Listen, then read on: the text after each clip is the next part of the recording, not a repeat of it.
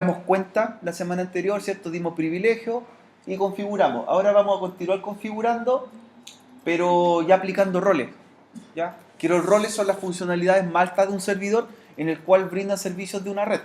Y los roles pueden ser diversos, ¿cierto? Pueden ser, por ejemplo, un servidor de aplicación, donde se puedan montar páginas web, puede ser un servidor de archivos con el protocolo FTP, puede ser un servidor de correo electrónico, puede ser un servidor DNS, ¿cierto? Para resolver nombres, ya pueden ser distintos tipos de servicios, así que en ellos vamos a trabajar y la idea es que desde el cliente veamos los servicios del servidor Windows Server 2008, ¿ya? Del primero. Para el taller, cuando inician con la máquina, en esta ocasión entren como administrador, ¿ya? Con la cuenta administrator. Si bien pueden ocupar la otra, pero como administrator. Vamos a utilizar los dos usuarios para distintas funcionalidades, ¿ya? El administrador lo vamos a ocupar en qué contexto, cuando estemos directamente en la máquina, aquí. Como vamos a entrar directamente al Windows Server como administrator. Pero cuando nos conectemos desde el Windows 7, lo vamos a hacer con la otra cuenta, ¿cierto? Con el segundo usuario. Así que entremos como administrator primero.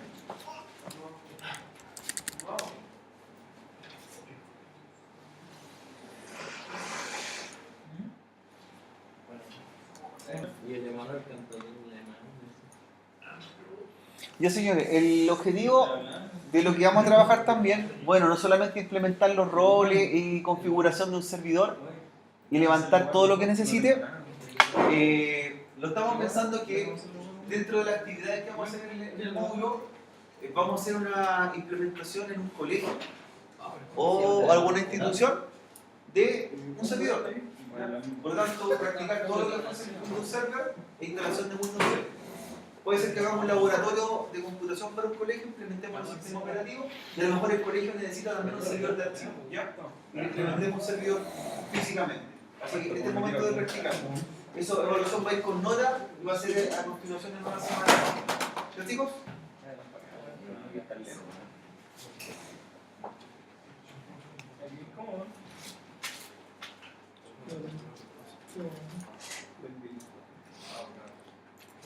Ya. ¿Para qué fue la función que hicimos nosotros acá, en un RAID? ¿Qué objetivo tenía? Fue una de las configuraciones que hicimos. ¿Cuál es el objetivo de hacer un RAID?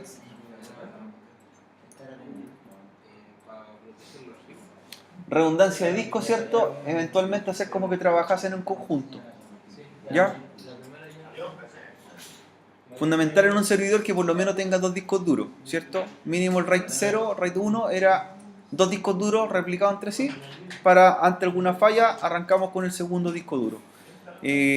Creamos una cuenta adicional en el servidor.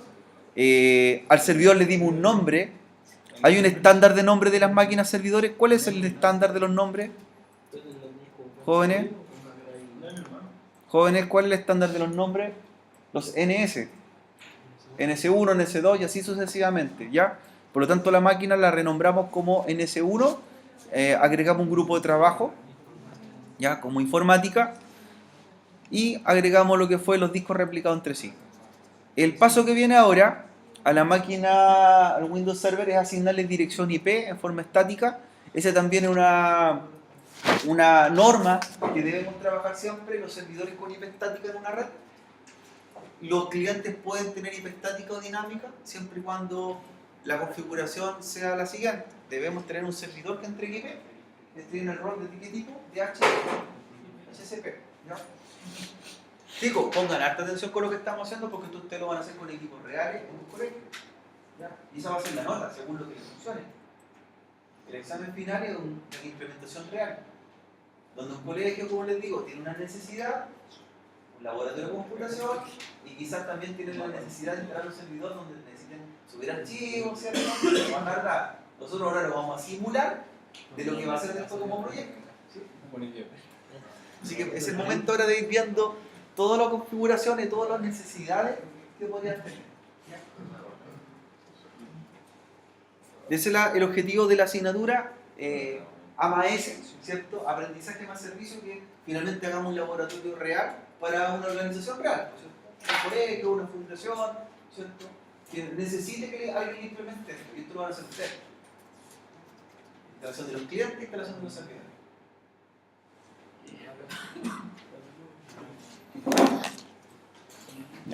Windows Server. Nombre NS1, grupo de trabajo informática. ¿Qué más? Los discos replicados. Haciendo un repaso.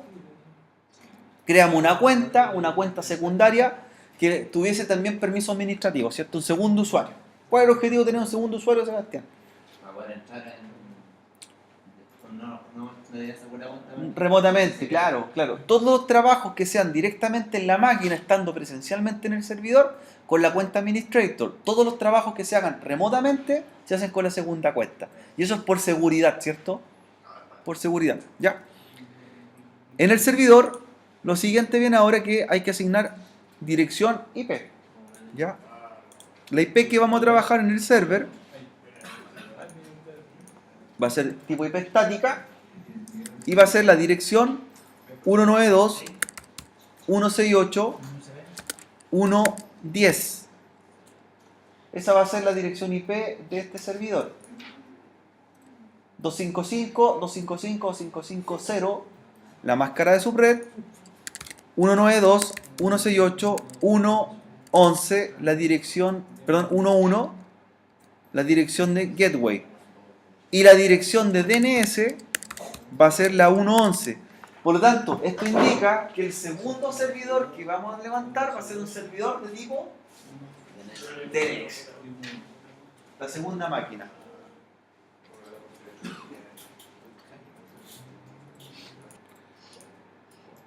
Recordar que las tarjetas de los en VirtualBox, la tarjeta de los equipos, la estamos trabajando en qué modo? Red interna. Interna, muy bien. Red interna. Ya. Entonces ya tendríamos la dirección IP lista. La dirección IP lista. Y deberíamos tener también el cliente por otro lado. Listo. Cliente Windows 7. Ya. La idea es que vamos haciendo inmediatamente las pruebas desde el cliente al server. Cliente al server. ¿Qué configuración especial necesita el cliente Windows 7 según la guía? No, nada. Nada. Sí, cambien la tarjeta a red interna también, como en el servidor principal. Ya.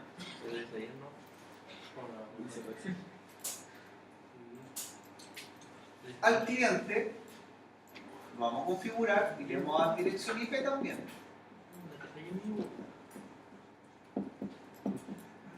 La dirección IP del cliente va a ser la 192.168.1.254. La máscara va a ser la misma, el gateway el mismo y el DNS el mismo. ¿Ya? Mantiene su direccionamiento.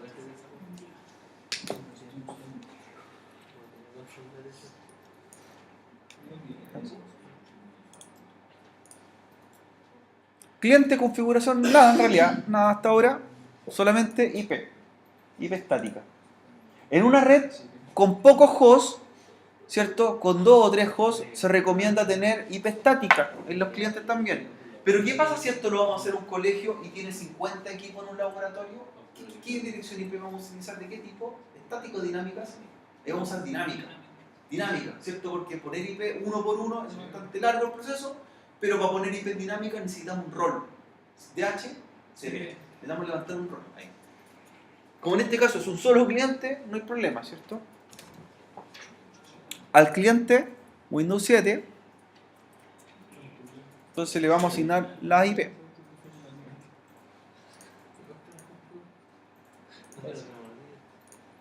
La IP del cliente, entonces la 192.168.1.254, máscara de subred 255.255.550, puerta de enlace, que es la dirección de un router que debería haber, ¿cierto? Un router. No lo tenemos nosotros físicamente, pero estamos imaginando que va a haber un router. 1.1 y DNS la 11. La .11, perfecto.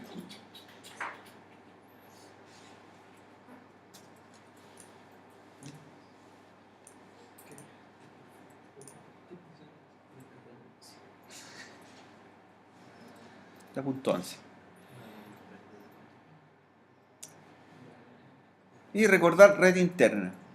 Red interna. Bueno, para que el laboratorio funcione de forma correcta con Windows 7, ahí yo les recomiendo que en Windows 7 desactivar el firewall, ¿cierto? ¿sí? Desactivar el firewall del Windows 7.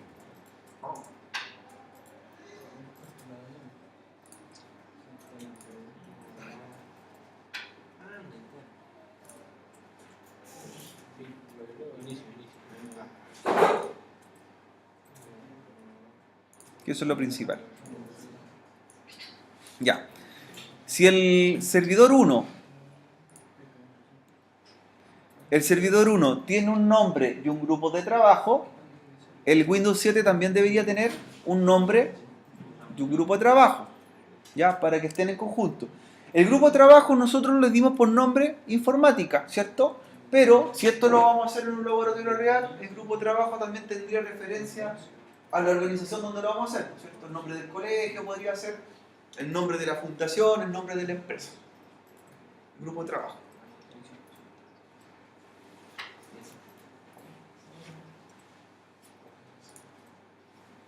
¿Ya? Entonces, la máquina Windows 7, también fíjense de cambiar el nombre.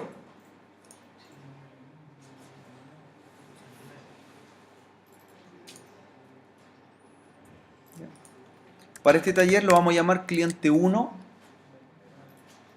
Y en el grupo de trabajo, por defecto viene Workgroup, ¿ya? Y lo cambiamos a ¿qué grupo? A informática. Informática. Cliente 1, grupo de trabajo informática. Bajamos el cortafuego, damos IP. ¿Ya? Y ahí lo reiniciamos.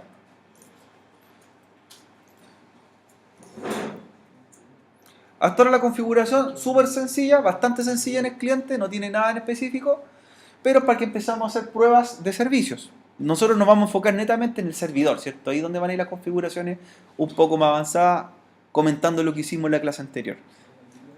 Una vez que el cliente reinicie, lo primero que van a hacer es una prueba de conectividad hacia el servidor.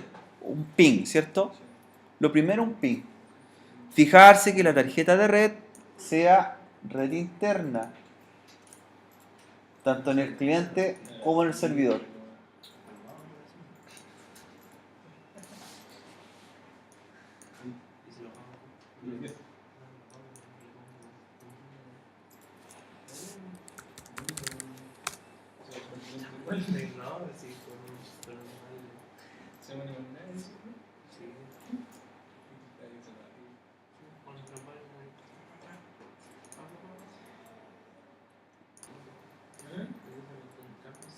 Ya. Entonces, una vez que ya se inicia el Windows 7,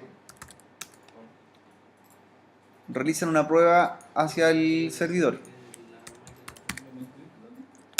Compran con un ping. Ya. Debería estar bien, ¿cierto?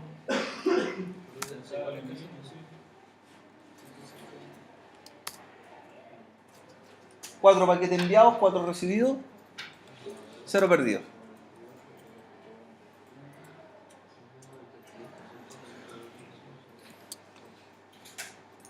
Entonces, ¿hay conectividad? Sí, responde el NS1. Sí. Si no han terminado el Windows 7, lo podemos dejar pendiente. Esa parte la podemos hacer unos minutos más. Hasta la conectividad llegamos. Nada más en el Windows 7. Vamos al servidor. Recuerden que el rol de este servidor, entre ellos, es que podamos levantar una página web y podamos hacer un servidor con el protocolo FTP, ¿cierto? El protocolo FTP, ¿para qué servía? ¿Y por qué va de la mano del protocolo web? ¿Ya? Jóvenes, nosotros vamos a levantar este servicio en el servidor, el cual utiliza un número de puertos, el puerto 80, y el cual vamos a poder levantar páginas HTML o ASP dentro del servidor. Y también un servicio de sitio seguro, HTTPS. Por lo tanto van a haber 2 puertos presentes en el servidor. Pero esto no basta simplemente, de alguna forma tenemos que subir los archivos. Y para ello vamos a ocupar ¿qué protocolo? Ahí está, FTP, puerto 21, protocolo de transferencia de archivos. Y eso es lo que, ambas cosas, al tener un servidor de páginas web más un servidor de archivos, tenemos un servidor de aplicaciones, ¿ya?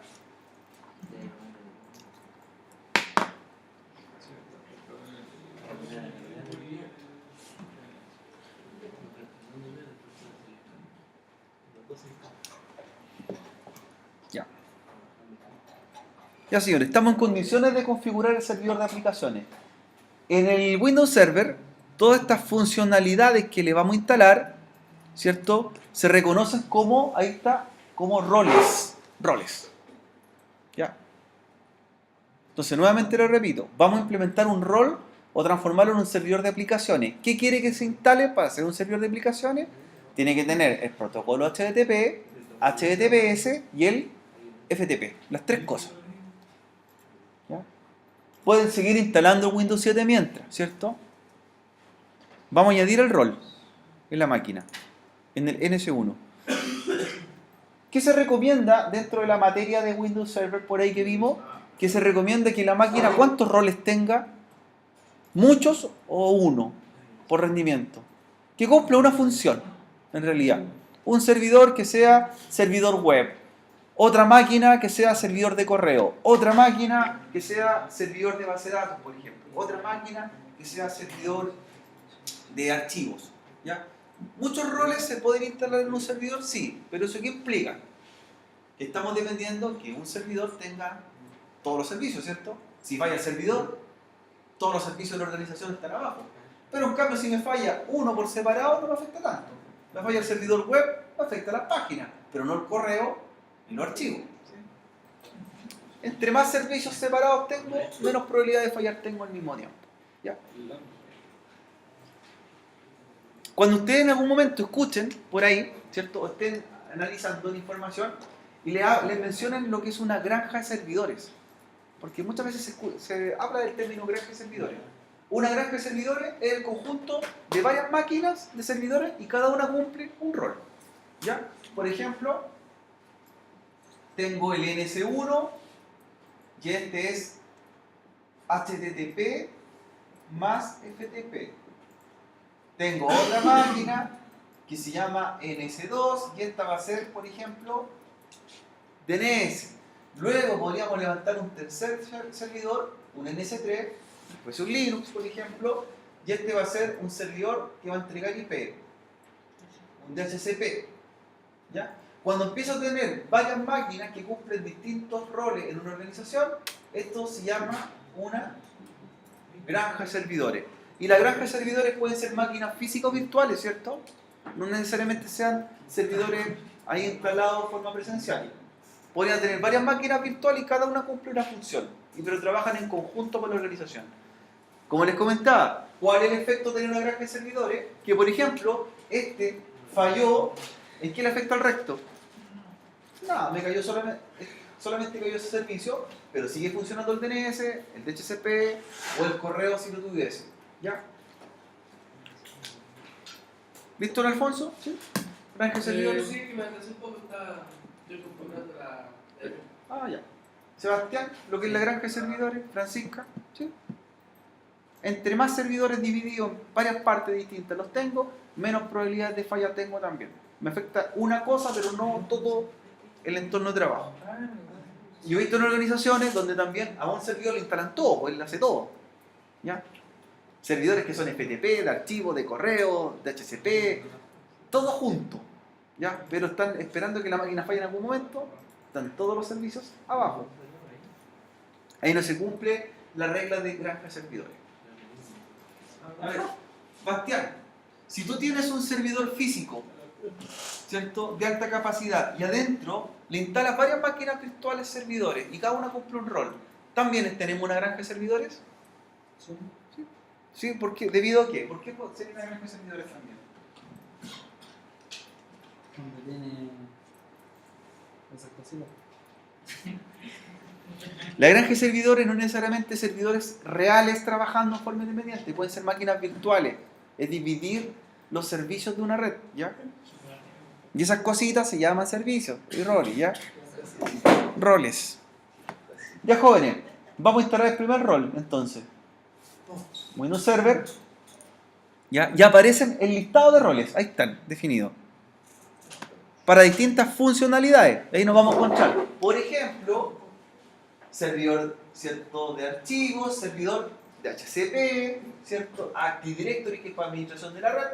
Nosotros, en este taller, en esta máquina, vamos a implementar los siguientes roles. Necesitamos activar el rol que se llama Application Server. ¿Ya? Cuando yo pincho Application Server también se abren varias herramientas agregadas adicional, ¿cierto? Le decimos que sí. Añadir, ¿cierto?, características. ¿Ya?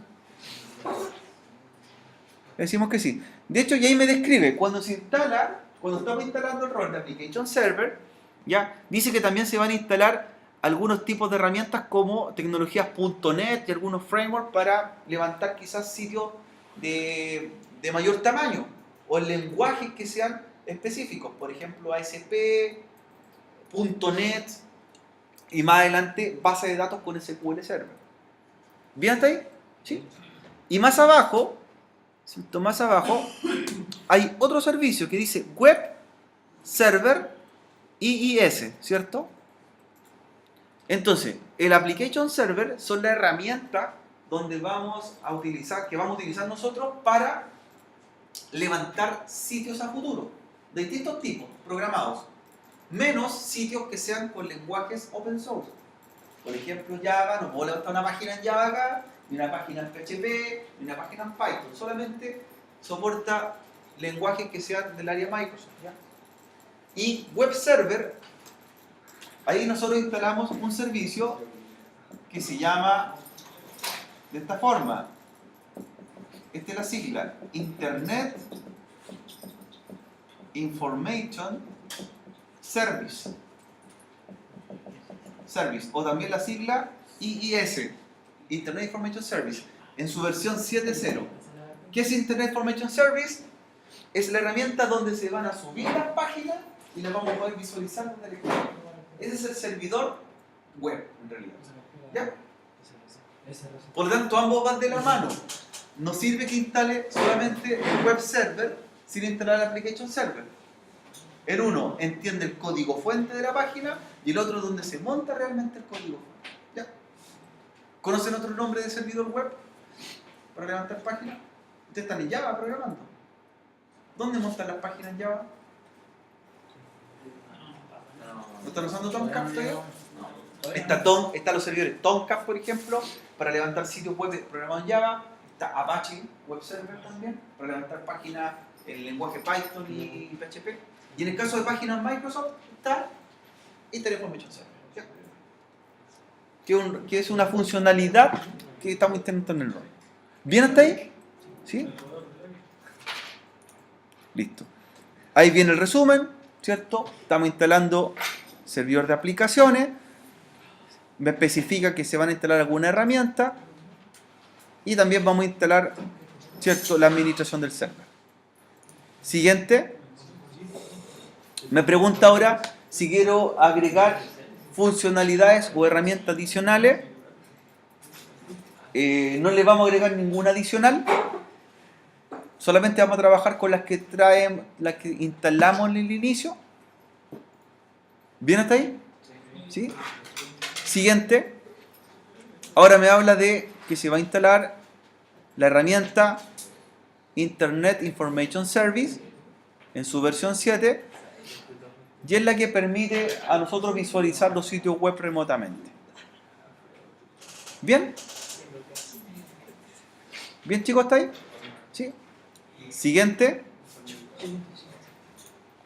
Ahora me muestra el resumen de todo lo que queremos instalar para nosotros trabajar. Lo que sí vamos a agregar es en esta parte, en Application Development, me indica qué tecnología o lenguajes podríamos utilizar. Y podríamos utilizar .NET, por ejemplo, para hacer un sitio en .NET, como muchas empresas lo utilizan. Entonces, agregamos Application Development y se agregan varias subherramientas, ¿cierto? Entonces, podríamos hacer una página en ACP más adelante, o usar tecnología .NET para un sitio más avanzado. ¿Sí? Al aceptar Application Development, se asignan todas las siguientes casillas. Más abajo, al final, viene lo que nos faltaba, po, ¿cierto? Pinchamos FTP Public Service y se va a instalar FTP Server y FTP Management Console. ¿Por qué van de la mano nuevamente los servicios? ¿Por qué un servidor web tiene que llevar un servidor FTP? ¿Quién lo podría explicar? ¿Por qué van de la mano? ¿Por qué tienen que estar el servicio instalado FTP junto con el servidor web? Claro, porque ¿cómo lo subimos? Si usted lo va a programar en algún lado, tiene que subir su página. Necesita el FTP. ¿Ya? Y ahí estaríamos listos a instalar. ¿Ya? Instalar. ¿Bien?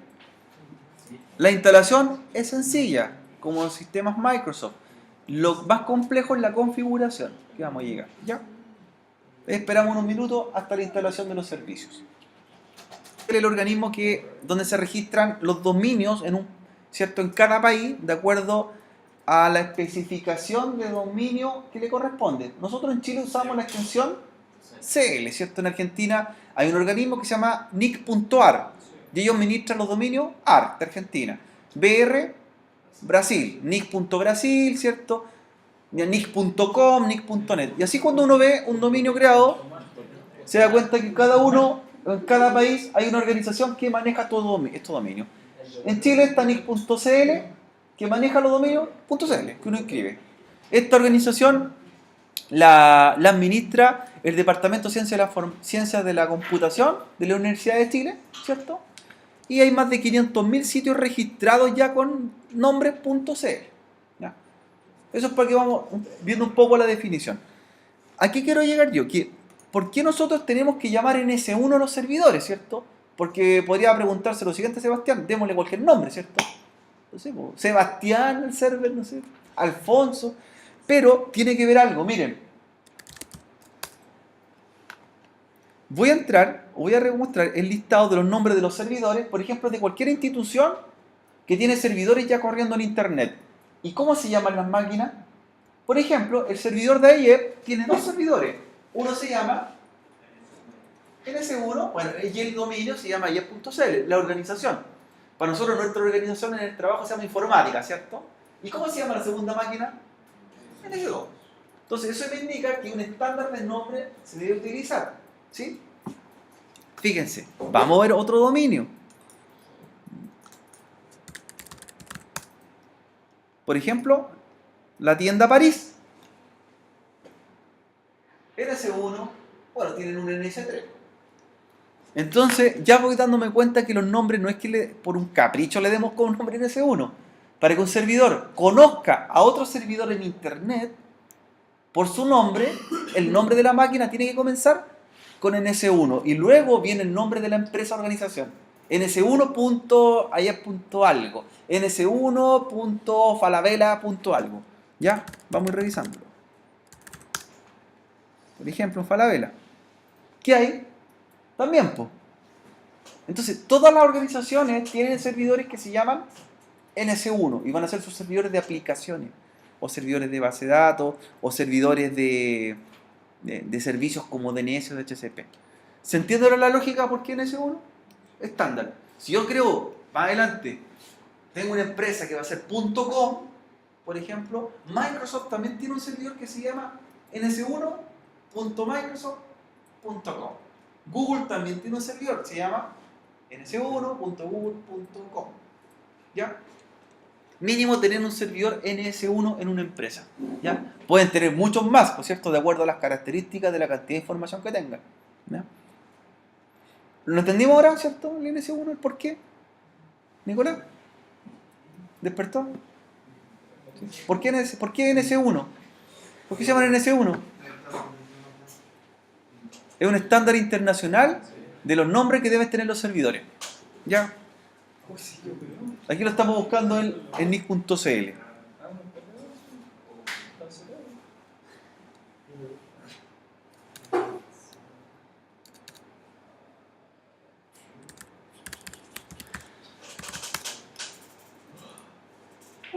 PC Factory también tiene servidores NS, también. Po. O sea, cualquier empresa que tenga servidores públicos con servicio se llaman NS1 en adelante. ¿Ya? ¿Estamos listos con la instalación, jóvenes? ¿Sí? Ya. Vamos a revisar ahora. Vamos a revisar lo siguiente. El rol que instalamos nosotros, que acabamos de instalar, fue el rol de convertir nuestra máquina en un servidor de aplicaciones, servidor web y FTP. ¿Ya? Entonces, vamos a probar que nuestro servidor funciona. ¿De qué forma? Desde el cliente, para los que ya lo tengan listo, ¿cierto? Los que tengan listo su cliente, van a poner lo siguiente en el navegador Explorer del cliente. Vamos a ver la dirección IP del server. Y debería aparecer lo siguiente. La pregunta que puede surgir, ¿dónde está esta página? ¿En qué parte física del servidor debería estar? ¿Ya? Para ello, usted ahora en el servidor Windows Server 2008 va a encontrar lo siguiente. En el disco local se tiene que haber creado un directorio que se llama inetpub o inet público, internet público, una carpeta que esa no estaba en su inicio. Inetpub. La reviso y dentro de inetpub hay otra carpeta más que se llama www.rot. Inetpub www.rot. Y dentro de www.rot lo que estoy viendo ahí es una foto y un archivo HTML. Por lo tanto, ese archivo que ahí dice iStar y esa foto que dice welcome es lo que usted está viendo en la página web por defecto. Entonces, cuando me preguntan ¿dónde debo crear o a dónde debo subir las páginas que vamos a construir? A esta carpeta, dentro de www.rot y inetpub. ¿Ya?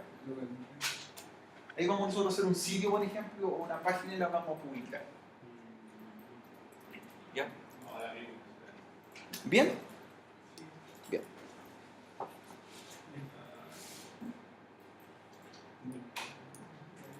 Bien.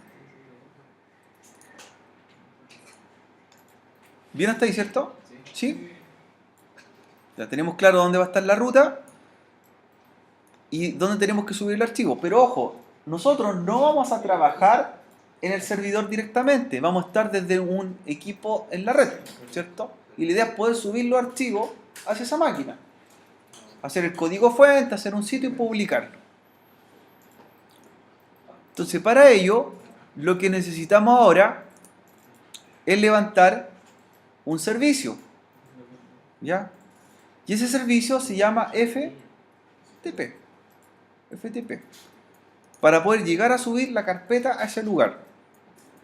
Entonces ahora, para subir el FTP, para levantar el FTP, vamos a ir a herramientas administrativas del servidor. ¿Ya? Y está la herramienta de configuración del Internet Information Service Manager. Hay dos pestañas que se llaman igual. ¿Ya? Una dice Internet Information Service 6.0 y la otra se llama igual Internet Information Service Manager. ¿Cuál es la diferencia entre una y otra? En la que se llama 6.0 usted configura el FTP y en la que se llama Manager 6.0 el servidor web.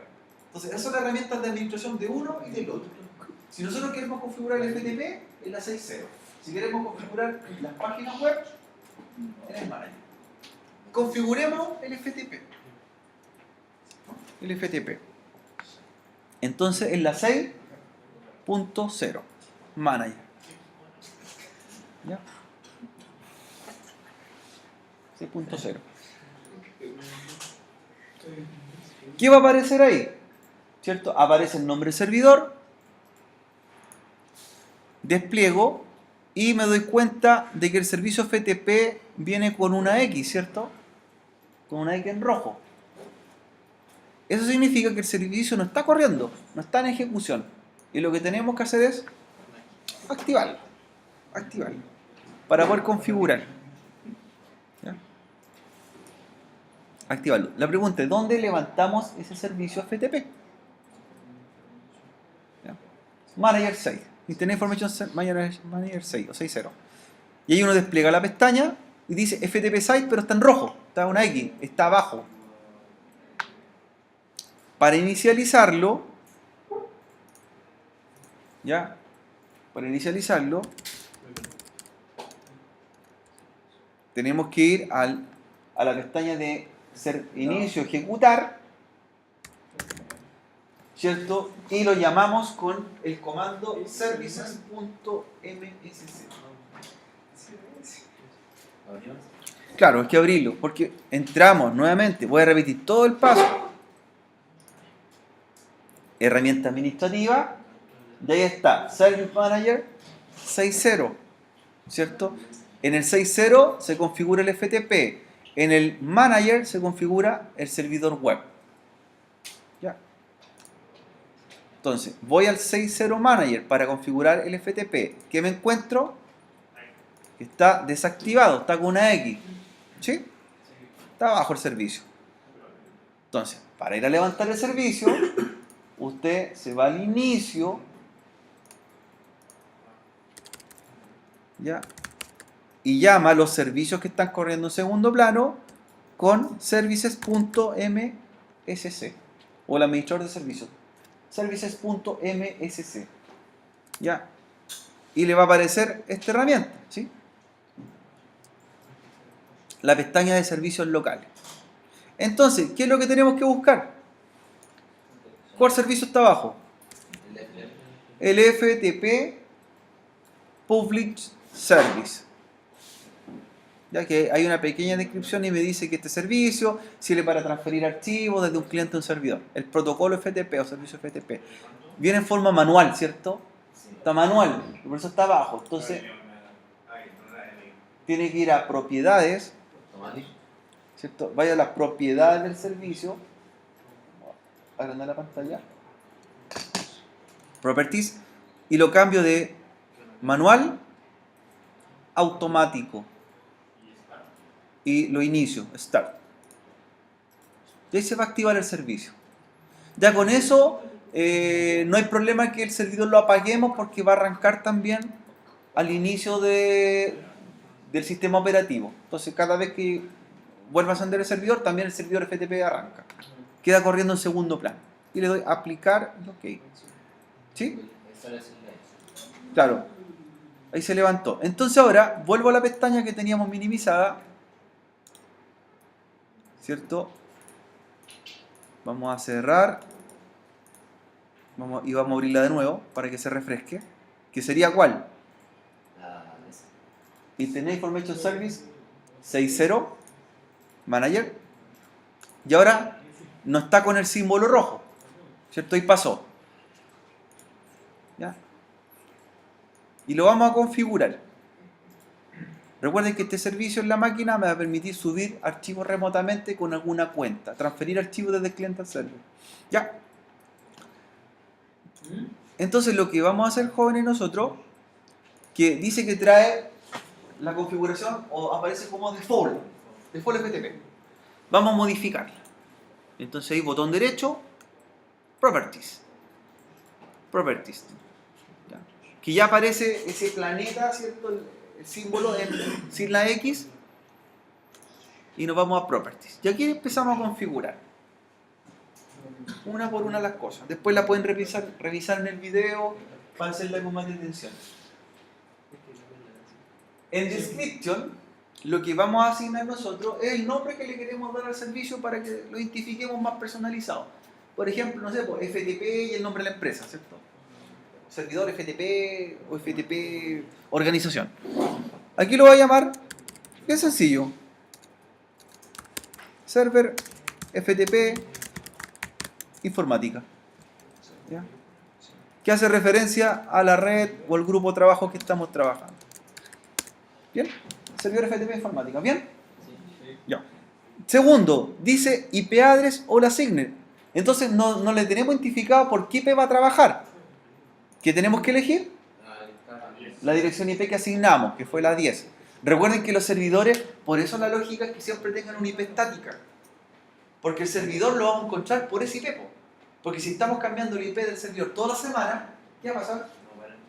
Vamos a entrar un día con una IP, después con otra. Y si tenemos asociados servicios o programación hacia el servidor, no nos va a funcionar. Y le elegimos. Luego, ¿qué viene? Los servicios y protocolos trabajan con puertos. De aquí nos encontramos que FTP trabaja con el puerto 21. Ya, HTTP con el 80 y HTTPS con el 443. Cada puerto de un protocolo se asocia a un servicio. Por eso es importante que el firewall antes lo bajásemos. De lo contrario, nunca pudiésemos llegar a ese puerto. ¿Ya? La cantidad de puertos son 65.535. ¿Ya? Del puerto 1 al 65.535. Y así yo voy eligiendo un puerto para un servicio. Hay puertos que están definidos ya. Por eso decíamos que el puerto 80 es para web, HTTP. Puerto 21 para FTP. Por ejemplo, los servidores de correo también usan puertos, el 25 y el 110. El 25 es para el correo que sale de una red, o el buzón de salida, y el 110 para el correo que entra, o el buzón de entrada. Y están otra infinidad de puertos que usted utiliza para aplicaciones de servicios. Nosotros ya estamos viendo uno, el 21 FTP. Si en una red usted tiene bloqueado el puerto 21, lo más probable es que no pueda descargar y subir archivos por FTP, ¿cierto? Ya, FTP 21, lo dejamos por defecto porque es el que necesitamos.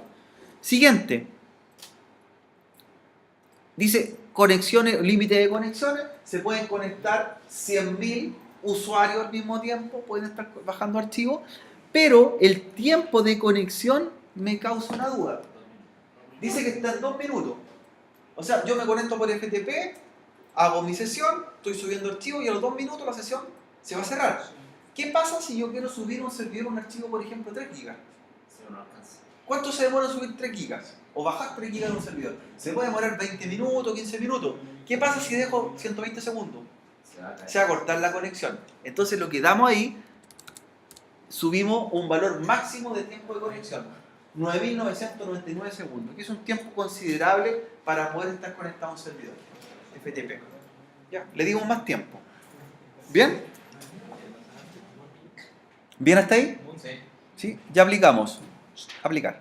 Entonces le dimos un nombre al servidor FTP, le dijimos por qué IP tiene que trabajar, qué puerto va a utilizar y le dimos una cantidad de tiempo mayor. ¿Bien? Segunda pestaña, Security Accounts. Aquí me encuentro con otro detalle. El servidor FTP permite conexiones de tipo anónimo. ¿Qué significa? Que cualquiera se va a poder conectar a subir y bajar archivos.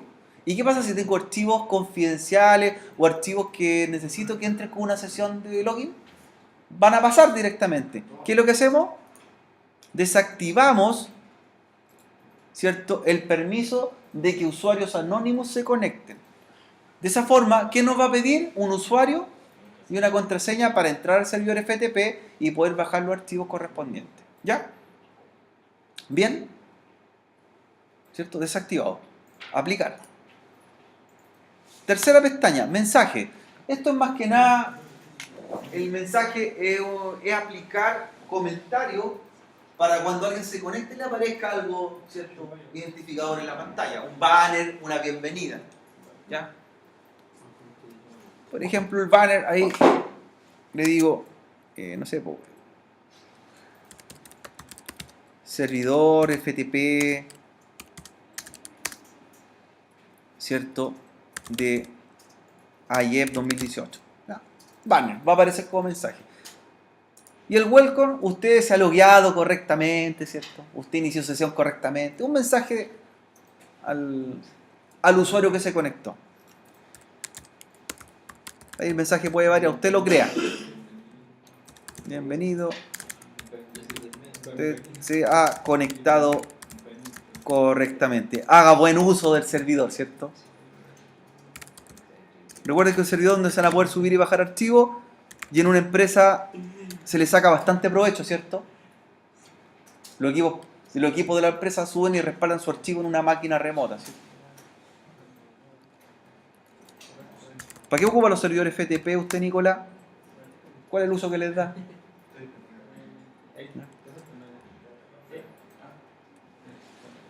¿Ya? Adiós. O, hasta pronto, no sé. Más que nada es un comentario. Aplicar y tendríamos listos los mensajes. ¿Bien? Home Directory. Aquí viene otro detalle. Recuerden que nosotros elegimos o revisamos que hay una ruta donde se almacenan los archivos web. Y esa ruta no es la correcta, es otra ruta, dice FTP-ROT. Entonces nosotros tenemos que apuntar a esta, a www.rot. Entonces lo que hay que hacer es cambiar la ruta. ¿Cierto? En vez de que almacene los archivos en FTP-ROT, nos vamos a www.rot. Y lo otro que nos percatamos, los permisos. Tenemos permiso solamente de lectura, por lo tanto podemos descargar archivos, pero al no tener el permiso de escritura, no podemos subir archivos. El write. Entonces, ¿qué le asignamos? El write también. Lectura y escritura. Y log visit. ¿Ya? Y la ruta va a ser cd-inetpub www. Aplicar. Y security no trabajamos nada por el momento. Y aplicamos con OK. Y ese servidor FTP debería estar listo. Ahí. Vamos a comprobar lo que funciona. Ahora la pregunta es, ¿con qué usuario vamos a entrar? Para entrar tenemos que ocupar el usuario que creamos la clase anterior. Si usted no se recuerda, vaya a revisar el usuario. ¿Ya? Aquí lo que se hace es crear usuarios en la máquina y esos usuarios tienen los permisos para entrar por FTP.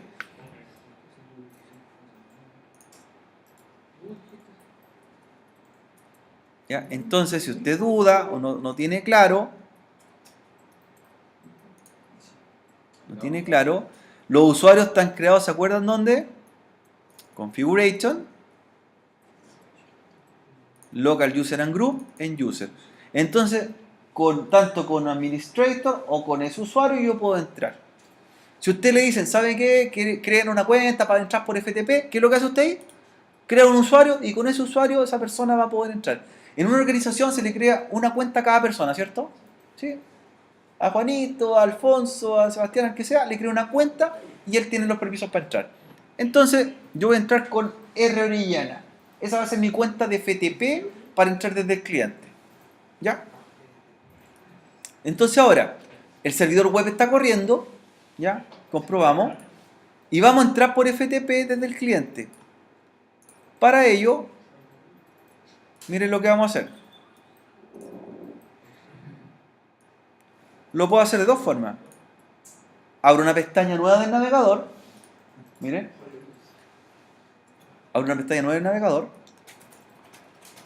Y en vez de poner el protocolo HTTP y el IP, FTP, mira, / y la dirección IP.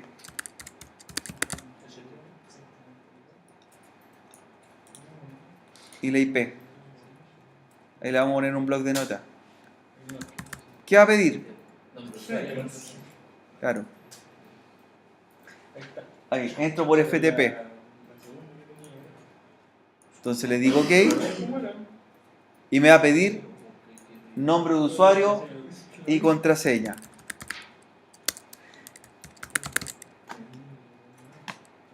Inicio sesión.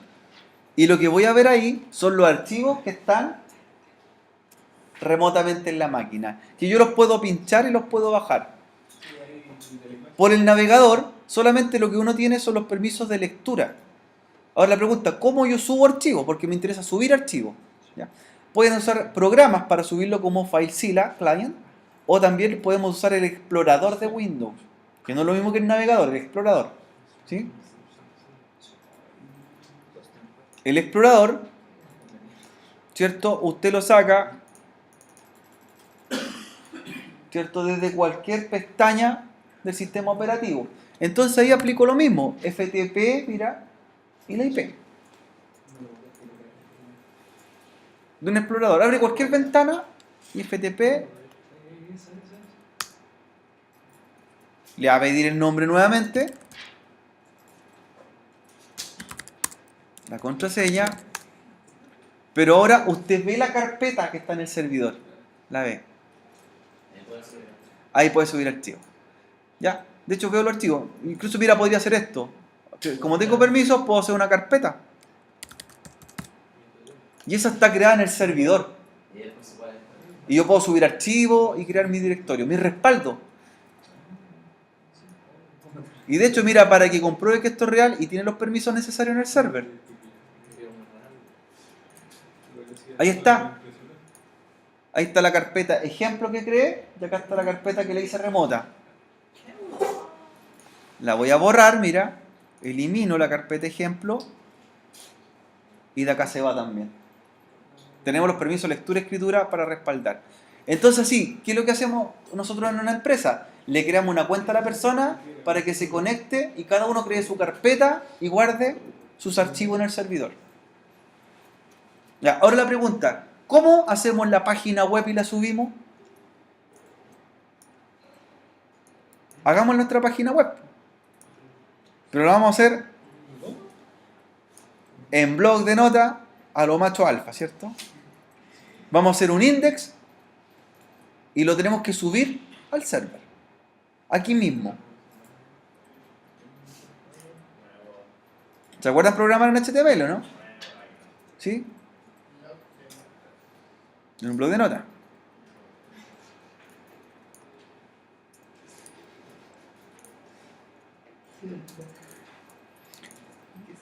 Lo estamos haciendo desde el cliente, ¿cierto? Desde el cliente.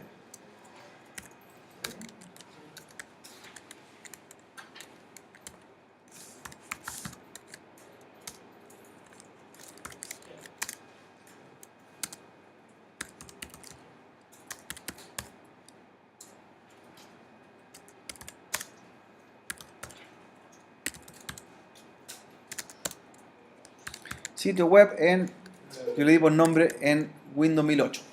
Ya, después esto lo vamos a hacer en Linux. Y un sitio sencillo. ¿Están programando con el profe David o todavía no? ¿HTML? ¿Algo vieron? Sí. Hago HTML sencillo. Esto es un mensaje nada más, ¿cierto? H1 para el tamaño letra, tamaño fuente. Y dentro de los H1 el mensaje. Sitio web en Windows 1008. Ya. Nada más. Y este blog de nota lo guardamos. Cuando lo guarden, guardar como index.html.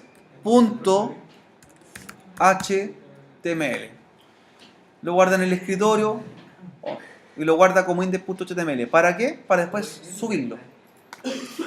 Entonces, lo guardo como index.html en el escritorio. Ya, miren, y tan sencillo como esto. Ahí quedó el index, ¿cierto? Que recién hicimos. Index.html, el archivo por defecto. Eso lo copiamos. Lo copio o lo arrastro, mira. Mira, Sebastián. Súper sencillo. Creé el index y lo arrastré. Como tengo permiso de lectura y escritura, arrastré. ¿Y qué pasa ahora? Veamos, po. Mire. Ahí está su página. Por lo tanto, pudo hacer el sitio web en Internet Information Server. Y puede subir archivos, bajar archivos. ¿Sí?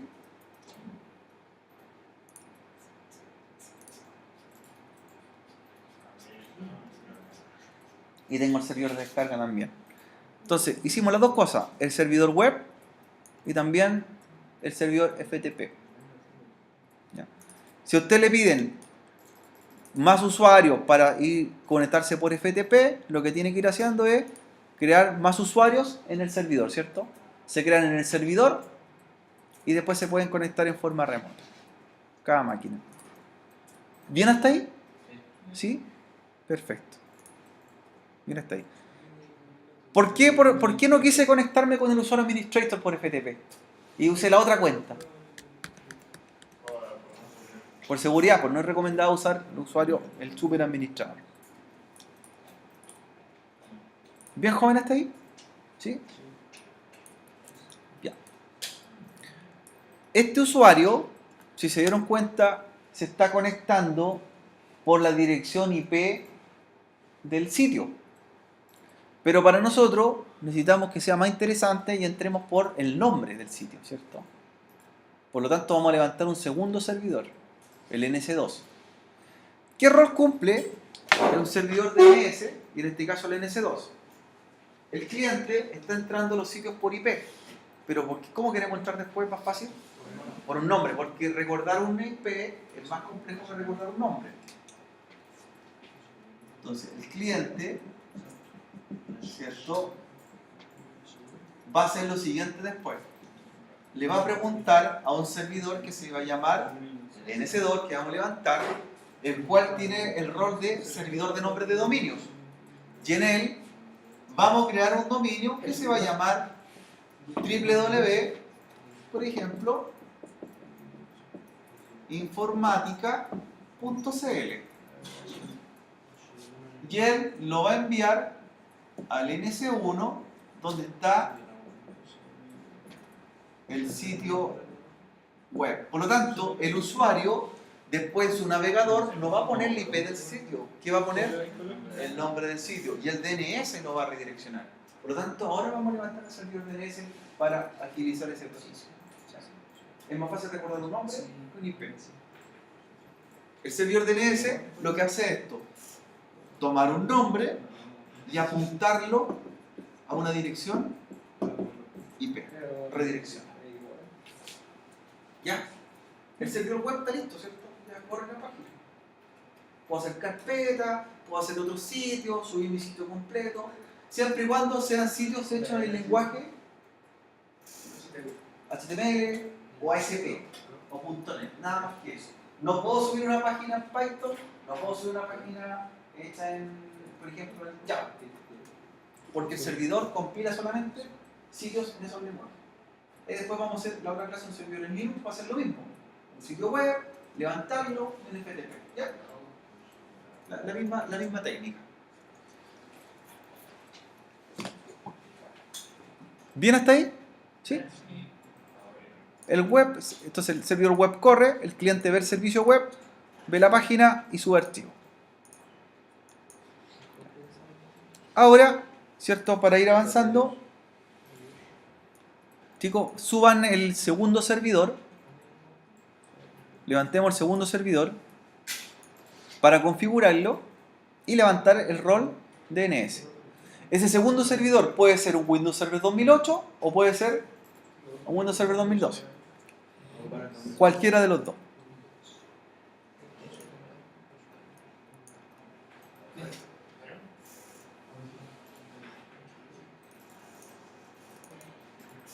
Yo lo voy a hacer con un Windows Server 2012. Los que tienen el 2012 lo hacen. Los que tienen el 2008 lo hacen con 2008.